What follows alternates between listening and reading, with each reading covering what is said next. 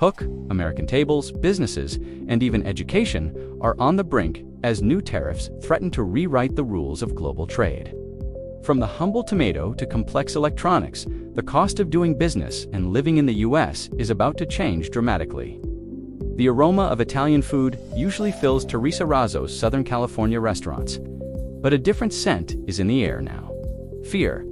On July 14th, a decades-old US-Mexico trade agreement on tomatoes gives way to a 20.9% tariff on most Mexican tomato imports. For Razzo, owner of 2 Argentine-Italian eateries, this could mean bankruptcy in just 3 months. This isn't just about tomatoes. It's a ripple effect across America's economy. Field-grown tomatoes, already at $1.70 per pound in May, are projected to jump another 10% in price, with demand potentially falling 5%. For nearly 3 decades, the Tomato Suspension Agreement kept Mexican tomatoes affordable by setting a price floor. But the Commerce Department claims it failed to protect U.S. growers from dumping, selling cheap exports to undercut domestic products. U.S. growers, like the Florida Tomato Exchange, say these tariffs are long overdue, arguing the agreement has harmed American farmers for years. Yet Mexican growers, through the Baja California Agricultural Council, dispute this, viewing the tariffs as a political rather than commercial move, insisting the agreement was largely upheld. This uncertainty isn't confined to produce. President Donald Trump's chaotic tariff policy, reinstated in January, has global trade reeling. On Saturday, he expanded his threats, announcing a 30% tariff on products from both the European Union and Mexico, effective August 1st. This is on top of existing duties and specific sectoral tariffs, like the 25% on autos. These moves have left businesses and consumers alike in a state of nervousness.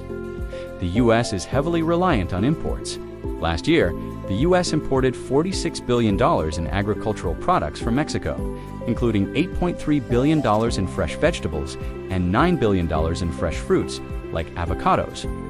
If these 30% tariffs go through, everything from Mexican-grown produce to medical equipment, electronics, and even alcoholic beverages from the EU and Mexico could become significantly more expensive. In 2024, the U.S. imported $16 billion in medical equipment from the EU and $49 billion in computers from Mexico. Mexico and the EU each shipped over $11 billion in beer, wine, and spirits to the U.S. last year. While some large companies like Heinz and DiGiorno use U.S.-grown tomatoes, many small businesses, like Teresa Razzo's restaurants, rely on a mixed supply and could be forced to raise menu prices. Some may try to absorb the costs, but for many, it's simply not feasible. The economic implications extend further. The new administration has also signed a bill introducing significant changes to federal student loan programs, capping annual and lifetime borrowing limits for parents and graduate students starting July 1, 2026. This is expected to create a funding gap, potentially driving a surge towards private student loan lenders.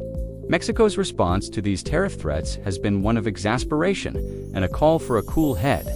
Mexican officials, including President Claudia Sheinbaum, are working to persuade the U.S. that their economies are complementary and that Mexico is intensifying efforts against drug cartels. A stated reason for some of the tariffs, despite months of cooperation on border security and drug trafficking, Trump's recent letter stated, "What Mexico has done is not enough."